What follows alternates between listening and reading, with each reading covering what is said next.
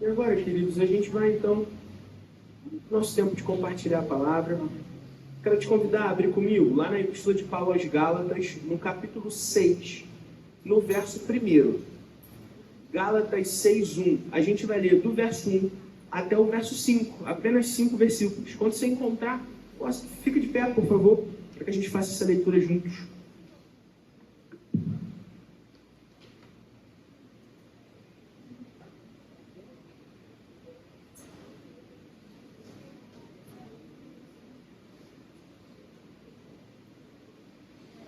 Gálatas 6, versículo 1. O texto diz assim: Irmãos, se alguém é surpreendido em alguma transgressão, vocês que são espirituais devem restaurá-lo com o espírito de mansidão. Cuide-se, porém, cada um de não ser tentado.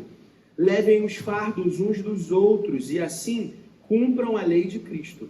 Se alguém se considera alguma coisa, não sendo nada, engana a si mesmo. Cada um examine os próprios atos, e então poderá ter orgulho de si mesmo, sem se comparar com ninguém, pois cada um deverá carregar a própria carga. Amém. Senhor Deus, nós te agradecemos pela tua palavra, aberta, lida, partilhada entre nós, e nós te pedimos, Jesus, fala conosco nessa manhã, que o nosso coração possa ser terreno fértil para a tua palavra, que os nossos ouvidos possam estar bem atentos para aquilo que o Senhor nos quer ensinar. Nos abençoa nessa manhã. É o que te pedimos, no teu santo nome, Jesus. Amém e amém. Os irmãos podem se sentar.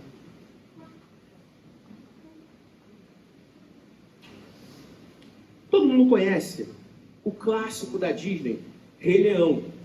Filme que marcou a infância de muitas pessoas e que recentemente sofreu aí uma série de adaptações, né? A gente teve o live action do Rei Leão e a gente também teve um spin-off, né, chamado Mufasa, que acompanhava a história do pai do Simba ainda jovem. E nesse filme, no filme do Mufasa, a gente vê como que um leão qualquer se torna o rei da Pedra do Leão. Como que Mufasa vira Mufasa. E a história acompanha um leão filhote que acaba se perdendo dos seus pais.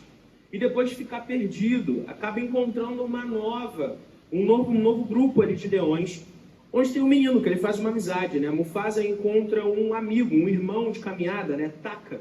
E Mufasa e Taka começam ali a fazer as peripécias deles, as aventuras deles, e eles resolvem, então, contrariar o pai do Taka, que não quer Mufasa ali por perto, por medo de que esse leão forasteiro acabe roubando o trono do seu filho.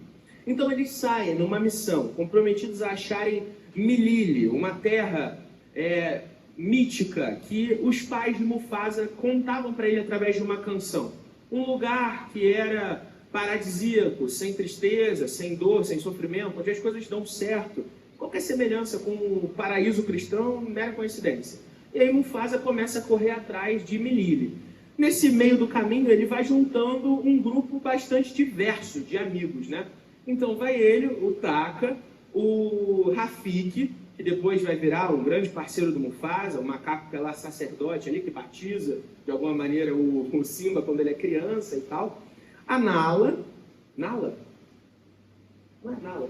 Sarabi. Nala é a esposa do Simba, confundi. Sarabi e o Zazu, que é o passarinho, o parceiro do Mufasa. Eles começam ali na jornada deles. Então, a gente tem uma música, que é uma das músicas mais legais do filme para mim, que o Rafiki começa cantando assim: se você quer ir rápido, então vá sozinho. Aqui está a estrada para você seguir, só você ir lá. Mas se você quiser ir longe, então nós temos que ir juntos. Vai ser tão bom, a gente vai tão longe, mas a gente tem que ir juntos. Se você quiser ir rápido, então vá sozinho. Mas se você quiser ir longe, então nós temos que ir juntos. A história vai acompanhando esse grupo diverso atrás dos seus objetivos. E na música eles registram esses desejos, o que eles querem conseguir nessa jornada. E se você assistir o filme, você vai ver o que deu certo, o que deu errado, mas a importância de se caminhar junto com gente que está com você nessa estrada da vida. E eu quis começar o nosso sermão de hoje com essa música, com essa história, porque a gente vai conversar justamente sobre isso. Sobre a estrada, sobre a caminhada, sobre as bagagens que a gente precisa carregar nessa estrada e sobre o benefício que existe em caminhar juntos durante a estrada da vida.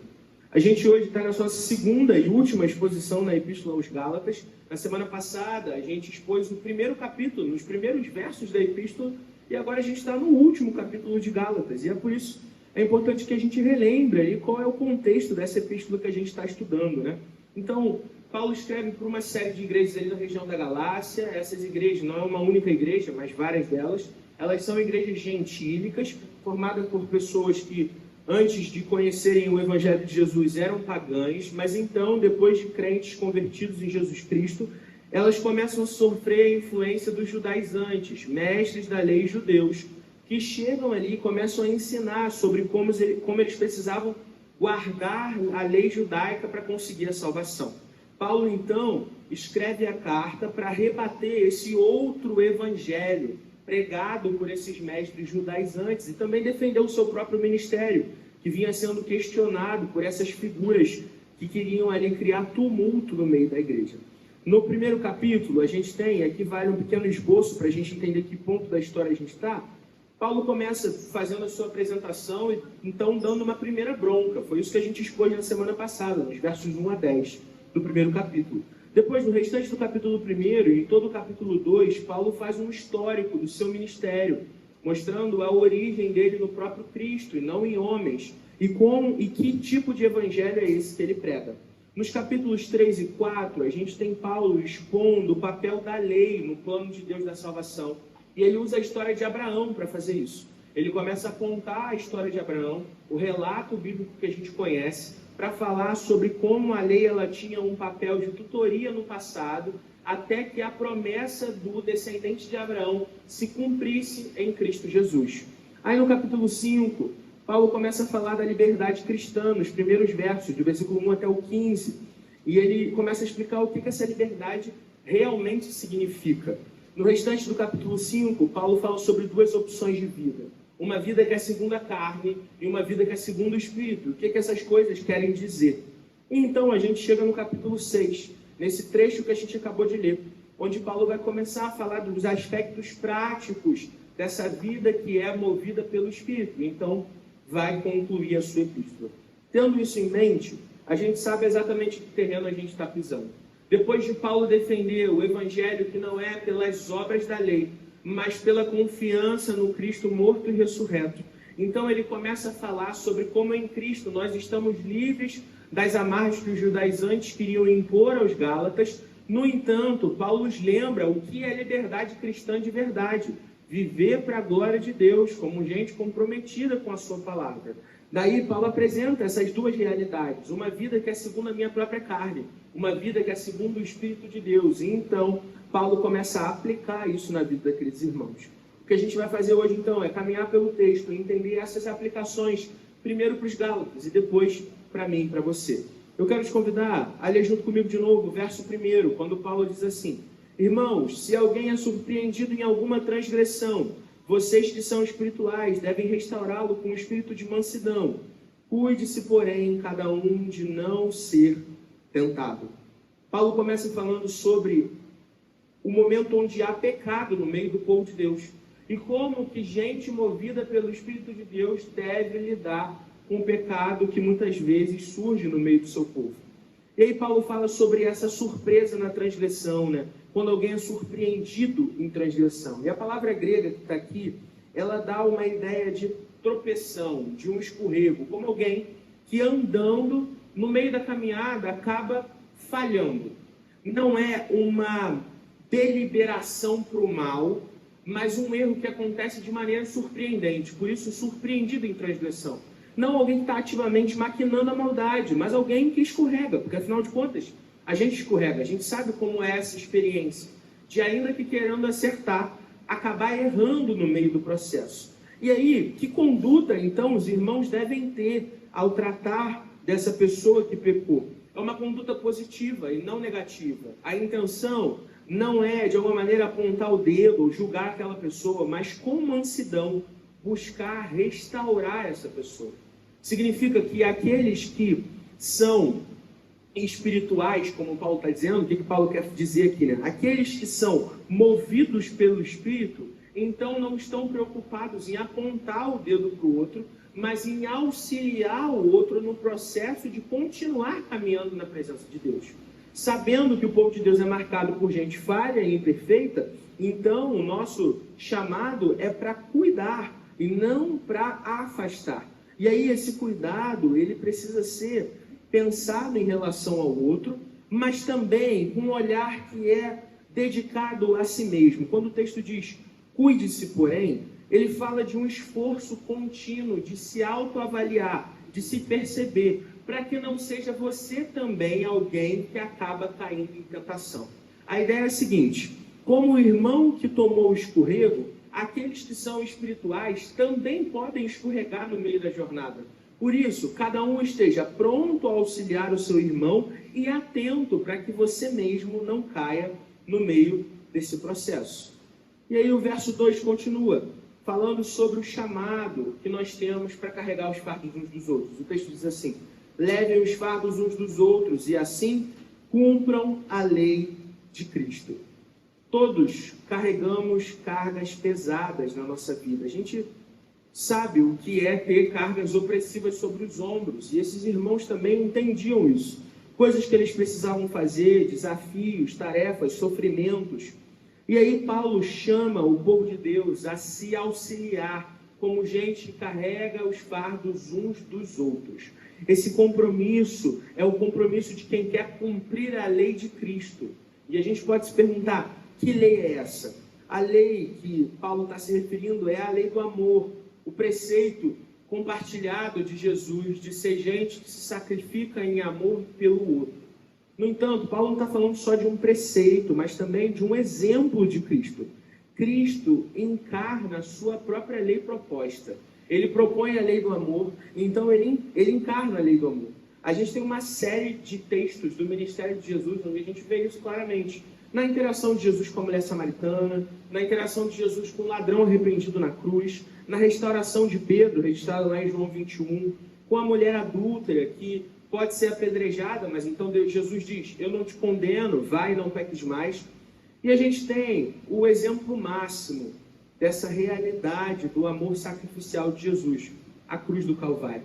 Jesus conta uma parábola para a gente, a parábola do filho pródigo, que ajuda a gente a entender como ele escolhe o caminho de encarnar o amor. Nessa parábola, a gente tem o filho mais novo, saindo de casa, pedindo a herança e então indo gastar tudo longe. Ele, enquanto seu pai ainda está vivo, ele pega a parte que lhe era de direito quando o pai morresse, vai para longe, gasta tudo. E quando ele não tem mais nada, ele cria um plano de voltar para casa e pedir ao pai que o recebesse só como um dos empregados. No entanto, quando ele chega na direção da estrada que leva ele até em casa, o pai o vê de longe, corre até ele, o restaura ao estado de filho, dando para ele tudo o que ele tinha perdido, tudo que ele tinha gastado, recebendo ele de volta em casa. Nessa história, a gente não tem só um filho, a gente tem um outro filho, o irmão mais velho, que quando vê o irmão mais novo voltar, se ressente. Afinal de contas, ele tinha ficado em casa, ele estava ali diante do pai, esse tempo inteiro. No entanto, o pai faz uma festa para o filho que foi embora, que gastou tudo, que errou, e para ele nada. Jesus apresenta essas duas figuras, o filho mais novo, gente perdida, que se reconhece pecador e volta para Deus. E o filho mais velho, gente ressentida, que fica na casa do pai, mas que na verdade não tem um relacionamento verdadeiro com o pai. Quando Jesus conta essa parábola, ele está futucando lá no coração dos fariseus. Mas o que isso ensina para a gente sobre a lei do amor de Jesus? É que Jesus, ele encarna uma outra figura, que não está na parábola, mas poderia estar. O verdadeiro irmão mais velho, aquele que, estando diante do pai, resolve sair para correr atrás dos filhos perdidos.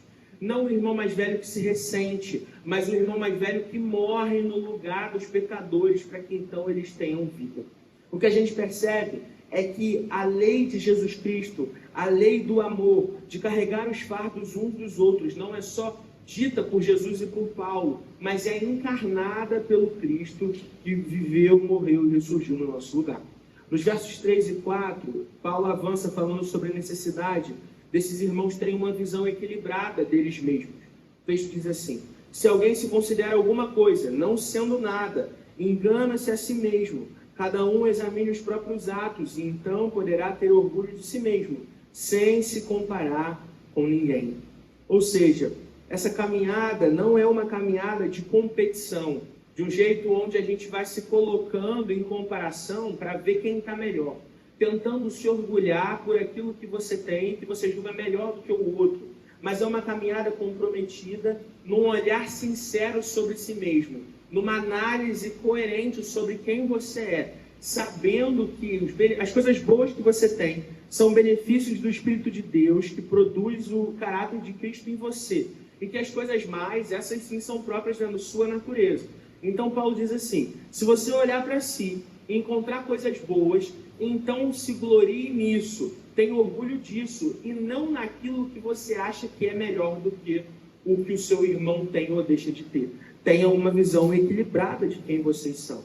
E aí, no verso 5, Paulo diz assim: pois cada um deverá carregar a própria carga. E aí, a primeira vez que eu li esse texto, eu fiquei com um grande ué na cabeça. Assim, como assim? Porque no verso 2, Paulo diz: cada um, que vocês compartilhem os fardos uns dos outros. E então no verso 5 ele diz: porque cada um tem que carregar o próprio fardo. E aí, meu irmão, acabou o mundo. Fica uma interrogação na nossa cabeça. O que Paulo quer dizer? Se a gente perceber, na nossa versão, na NVI, a gente tem a escolha de tradução de duas palavras diferentes, né? No verso 2 a gente traduziu como fardos e no verso 5 como carga. E essa ideia é para justamente criar uma diferenciação, porque as palavras que Paulo usa aqui no original em grego são palavras diferentes, e cada uma denota um peso diferente de se carregar. No verso 2, a gente tem cargas verdadeiramente pesadas, seria alguma coisa como uma saca de café de 60 quilos. É sobre esse tipo de peso que Paulo está se referindo. É uma palavra que era usada em sentido figurado para falar sobre desafios, dificuldades. O que Paulo está dizendo é que vocês dividam as cargas pesadas uns com os outros. Aquilo que é difícil para que uma pessoa só carregue, então compartilhem uns com os outros. Ombro a ombro, carreguem os fardos dos seus irmãos. Mas aí no verso 5, Paulo fala de um tipo de carga que é menor, mais administrável, como se fosse um saquinho de 5 quilos de açúcar. É uma coisa menorzinha, pessoal, individual. O que Paulo está fazendo aqui é falar sobre duas realidades diferentes. Primeiro, no verso 2, a realidade do chamado comunitário para caminhar junto e se cuidar, um compromisso mútuo de sustento. E a realidade das responsabilidades individuais, que não podem ser terceirizadas para ninguém, mas que é o compromisso pessoal que cada um tem de carregar a sua própria carga, se responsabilizando pelas coisas que só a pessoa pode fazer e que ninguém mais pode fazer por ela. De um lado, o chamado é para que nós possamos dividir os nossos fardos pesados. De outro, para que nós nos responsabilizemos por aqueles fardos que são só nossos e de mais ninguém. E aí, a pergunta que fica é: o que isso tem a ver comigo e com você? Eu quero começar fazendo uma primeira aplicação que tem a ver com esse chamado à nossa responsabilidade. Que é a seguinte: carregar os nossos fardos individuais é um imperativo. Carregar os nossos fardos individuais é um imperativo. Paulo, ele está lembrando aqueles irmãos que a caminhada com Cristo, ela é uma caminhada marcada por desafios. A gente é convidado ao discipulado, e o discipulado, ele tem um custo, ele envolve um custo. A gente, durante a caminhada da vida, a gente encontra dificuldades na estrada. A gente encontra desafios. Enquanto a gente está caminhando, a gente é chamado a carregar o nosso próprio fardo. Jesus, lá em Mateus, capítulo 16, verso 24, diz assim: se alguém quiser vir após mim, negue-se a si mesmo, tome a sua cruz e siga-me. Toma a sua cruz e siga-me. Há uma convocação da parte do Mestre para que nós caminhemos na direção contrária do mundo e carregando a nossa própria cruz, enquanto nos negamos na direção de sermos mais parecidos com Ele. Como diz o bardo, por favor, tenha paciência, porque o caminho é estreito e eu estou na contramão. A gente vai na via contrária do mundo, a gente vai carregando a nossa cruz. Isso é um desafio mesmo. No entanto, Jesus nunca nos enganou nesse sentido. O discipulado sempre foi exposto como uma caminhada que envolve se sacrificar. Nós precisamos nos comprometer com o sacrifício que existe de caminhar na direção de Jesus, sabendo que na estrada da vida, carregar os nossos fardos pessoais é uma responsabilidade, não uma possibilidade. A gente não pode ser gente negligente, que larga aquilo que era para ser a nossa cruz pelo caminho, mas Jesus nos chama a caminhar diante dele. Ainda que nós não sejamos salvos pelas nossas boas obras, ainda assim nós prestaremos conta de tudo o que fizermos e deixarmos de fazer no último dia. Não para que isso garanta a entrada ou não na eternidade, mas simplesmente porque Deus nos chamou a realizar boas obras preparadas para nós em Cristo Jesus.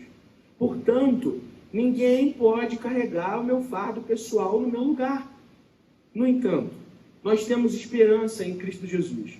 Porque esse chamado a carregar o nosso próprio fardo não é tão custoso quanto a gente pode imaginar. Jesus, também no Evangelho de Mateus, no capítulo 11, versos 28 a 30, ele diz assim: venham a mim todos os que estão cansados e sobrecarregados, e eu darei descanso a vocês. Tomem sobre vocês o meu jugo e aprendam de mim, porque eu sou manso e humilde de coração, e vocês encontrarão descanso para a alma. Pois o meu jugo é suave e o meu fardo é leve. O meu fardo é leve. Essa palavra que Jesus está usando aqui, fardo, é exatamente a mesma palavra que Paulo usa lá na Epístola aos Gálatas para falar sobre esse fardo individual. Jesus está falando da mesma coisa. As nossas responsabilidades pessoais são trocadas diante de Jesus pelo fardo dele, que também é de responsabilidades, mas que é um fardo leve e suave, porque é o fardo do Cristo que caminha do nosso lado. A gente não precisa e não pode terceirizar a nossa responsabilidade, mas nós também não precisamos nos desesperar diante da realidade dos pesos que nós temos de carregar, porque a verdade que precisamos lembrar é que Cristo caminha conosco e nos dá o seu fardo que é leve e suave. A responsabilidade do crente, então, é um compromisso renovado com Jesus, de maneira que a estrada da vida é marcada por carregar os nossos fardos, sabendo que Ele caminha do nosso lado. Agora, a segunda aplicação que eu quero fazer é sobre o outro tipo de peso do qual Paulo está falando aqui. E nós precisamos, e essa é a aplicação, precisamos aprender a dividir os nossos fardos pesados com o povo de Deus. Nós precisamos aprender a dividir os nossos fardos pesados com o povo de Deus. Na semana passada, o Ministério da Previdência divulgou alguns dados que mostram que em 2025 a gente teve mais de 500 mil de trabalhadores afastados dos seus cargos por conta de transtornos mentais. A maior causa registrada é de ansiedade, tanto para homens quanto para mulheres. E a taxa é muito maior entre as mulheres do que entre os homens, curiosamente. São quase 400 mil casos de afastamento de mulheres na faixa dos 30 anos por conta de ansiedade. E quase 200 mil casos de homens afastados, esses um pouco mais velhos, na faixa dos 40, também por ansiedade. Essa ansiedade que no contexto do trabalho é aquilo que a gente chama de burnout, né? Lá nos registros de afastamento, a gente não tem esse registro de burnout, eles registram ansiedade, mas é como a gente popularmente conhece, né? Esses dados, eles são bastante alarmantes, porque eles não são só relacionados ao trabalho.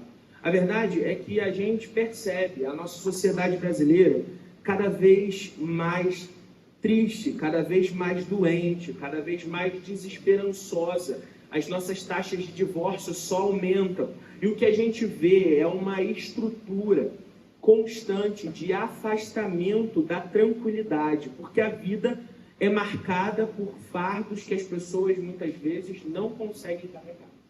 No meio da existência, as pessoas vão acumulando sobre os ombros fardos pesados, e o que acontece é que muitas sucumbem no meio do caminho. O fardo é pesado demais, o sofrimento é grande demais, e caminhar não parece mais uma opção. E aí, a gente, o povo de Deus, a gente encontra uma alegria na Escritura. Quando Cristo morre, Ele não morre por pecadores isolados, mas Ele morre na intenção de formar uma família, uma congregação, uma igreja, um só corpo, um povo, esse povo aqui reunido. Nós fomos convidados e chamados não para caminhar individualmente, mas para dividir as bagagens pesadas da vida uns com os outros. Isso é privilégio do povo de Deus. Isso é benefício e graça de ser corpo de Cristo. O que a gente percebe então é que a gente está caminhando na estrada da vida com um monte de bagagem para levar, e tem algumas que a gente não consegue passar para mais ninguém. São nossas, a gente tem que lidar com elas. No entanto, Deus está nos lembrando, nós fomos chamados a dividir os fardos pesados uns com os outros. E não faz sentido que, como povo de Deus, a gente continue caminhando só, sofrendo sozinho, carregando peso sozinho. Deus está te chamando, divida o seu fardo pesado com o seu irmão. Para além disso, para além do chamado para que você divida o fardo pesado, Deus também está te chamando para auxiliar a carregar os fardos pesados daqueles que caminham contigo. Ser gente disposta a encostar ombro no ombro e dividir o peso da caminhada com quem caminha do seu lado. Esse chamado é importante para que a gente entenda que a gente não está sozinho. A caminhada do povo de Deus é caminhada comunitária. A gente está numa espécie de procissão até o céu, no melhor sentido da palavra. Juntos, com uma multidão bem unida, a gente vai caminhando juntos na direção de Cristo. E o que acontece é que no meio dos pesos que a vida nos dá, nós vamos dividindo, jogando mais para lá ou mais para cá, à medida que as coisas acontecem. E aí? O meu irmão, que por um tempo está mais descansado, me ajuda a carregar. E quando eu estou mais descansado, então ajudo ele a carregar. O que a gente não pode fazer é se contentar com uma vida de igreja que não partilha as dificuldades com o outro. É muito, muito fácil ser uma igreja de oba-oba. Isso é tranquilo. Então a gente vem para cá para o culto, finge que está tudo bem, e é ótimo. A gente faz as nossas programações, brinca uns com os outros, se diverte, e é muito legal. Mas na hora do vamos ver, na hora que o calo aperta, eu vou lá e expondo as minhas dificuldades só para mim. E quero lidar com os problemas sozinho. Como se de alguma maneira eu imaginasse, pode ser que isso nem esteja claro na minha cabeça, mas a minha prática demonstra isso, que eu tenho condição de lidar com tudo só. E isso é uma mentira. Jesus chamou um povo para que nós possamos dividir a caminhada uns com os outros. Nós não podemos aceitar uma vida comunitária que é só pela metade. O chamado que Deus tem para mim e para você é de sorrir com aqueles que sorriem e de chorar com aqueles que choram. Essa caminhada não deve ser marcada por arrogância, nem por auto-engano, por uma ideia de que eu tenho mais do que o meu irmão, que eu sei mais do que ele, que eu sou melhor do que ele, que eu sou menos suscetível a cair do que ele. Mas, na verdade, deve ser marcada por mansidão, para lidar com o pecado do outro, com a falta do outro, com a escorregada do outro, com uma disposição para dividir os fardos com o outro, auxiliar ele no dia a dia. E o chamado que a gente recebe, então, é um chamado definitivo, de não ser gente que faz as coisas pela própria força, mas que sabe se submeter a Deus e se submeter à comunidade de fé. Porque é desafiador abrir o nosso coração e dividir aquelas coisas que são difíceis para a gente. É desafiador. Mas é uma bênção ter gente que a gente pode contar para caminhar do nosso lado. Não significa que você tem que vir aqui na frente falar sobre todas as suas dificuldades, não. Mas significa sim que você tem que encontrar gente dentro da comunidade de fé, que você confie, que você possa sentar, conversar, se abrir. E então, gente que vai caminhar junto com você e que você vai também caminhando lá. A estrada que Jesus nos propõe, ela só pode ser percorrida junto com os nossos irmãos. Para a gente chegar longe, a gente tem que seguir o conceito do Rakif. A gente tem que ir juntos. Se a gente não caminhar juntos, então a gente não vai a lugar algum. Mas Jesus, ele nos promete uma estrada que é com desafios, uma estrada que é marcada por aflições, mas que é também marcada pela presença dele e pela presença do seu povo, o que torna tudo mais leve. Cristo está nos convidando a caminhar como gente que se arrepende das falhas, que se compromete com uma nova vida e que continua empenhado em carregar os fardos uns dos outros. Como Paulo chamou os Gálatas, esse texto também chama a mim e a você, para que o nosso coração se comprometa mais uma vez com o Senhor, para que a gente caminhe como um só na presença de Deus. Eu quero chamar o grupo de louvor para tomar lugar aqui à frente. A gente vai cantar uma canção, eu vou fazer uma oração, depois a gente vai cantar uma canção para nos lembrar desse compromisso que é ser igreja. É verdade que ser igreja não é não errar nunca, ou ser perfeito de alguma maneira, não. Ser igreja é ser gente que reconhece as próprias falhas, que sabe que nem sempre a gente vai acertar, mas que está comprometido em caminhar do lado uns dos outros, para que a glória de Deus se manifeste no mundo através das nossas vidas. Amém? Senhor Deus, nós queremos te agradecer pela tua palavra aberta e partilhada aqui. Obrigado, Jesus, porque o Senhor nos fez um só, o Senhor nos faz um só diante de ti. E essa realidade da igreja como uma comunidade unida, marcada pelo amor, marcada pelo laço do sangue de Cristo, traz para o nosso coração a alegria de saber que nós não estamos sozinhos. Jesus, não nos deixa ser arrogantes, gente que imagina que pode dar conta da vida toda por si só, mas que o Senhor reforce no nosso coração o compromisso que nós temos em viver para a tua glória, caminhando uns com os outros. Que nós possamos aprender a dividir os nossos fardos com os nossos irmãos, que nós estejamos disponíveis a carregar também os fardos dos nossos irmãos. E que o Senhor possa nos sustentar em todo o tempo, nos dando força para carregar também aqueles fardos que são nossos e de mais ninguém. Que a nossa responsabilidade possa ser tratada do jeito certo, que o nosso compromisso contigo possa ter um lugar de verdadeira importância no nosso coração e que o benefício de ser povo de Deus possa ser evidente na nossa caminhada. Nos abençoe e sustenta em todo o tempo, Jesus. É isso que nós te pedimos. Teu santo e poderoso nome. Amém e amém.